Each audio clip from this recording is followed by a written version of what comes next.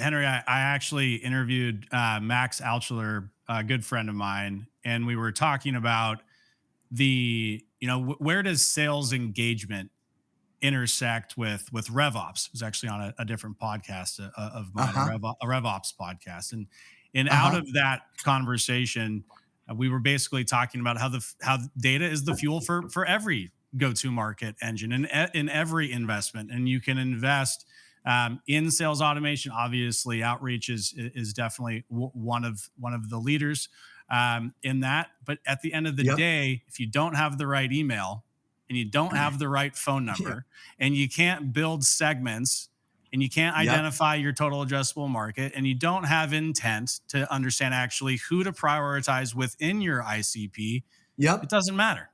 And Yep. so, I It's mean, I just think, right, you need the infrastructure.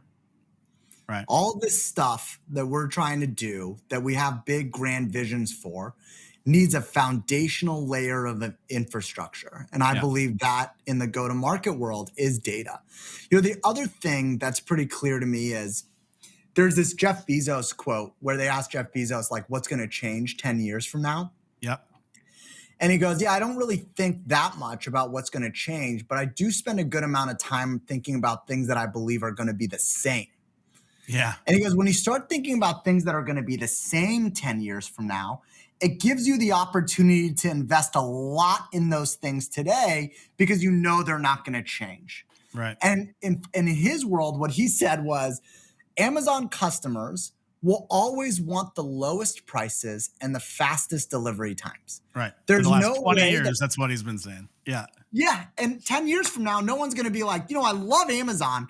I Right. wish they charged me more and delivered slower, though. Right. So that's always going to be the same.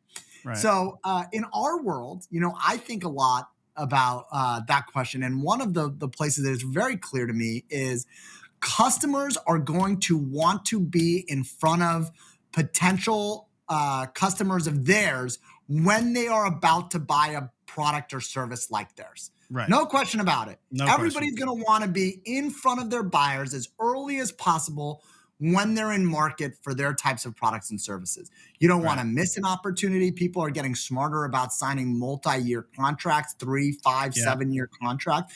You can be locked out of an opportunity for a long time. And so being in front of your opportunities when they're in market, Yep. 10 years from now, no one's going to be like, you know what? I just don't want to be in front of the companies when they're thinking about buying products or services of mine. Right. So we can invest a lot today behind making sure that we're bringing together the right signals to put our customers in front of their potential customers when they're in market for their products and services. That's another area where I think, we'll continue to invest behind.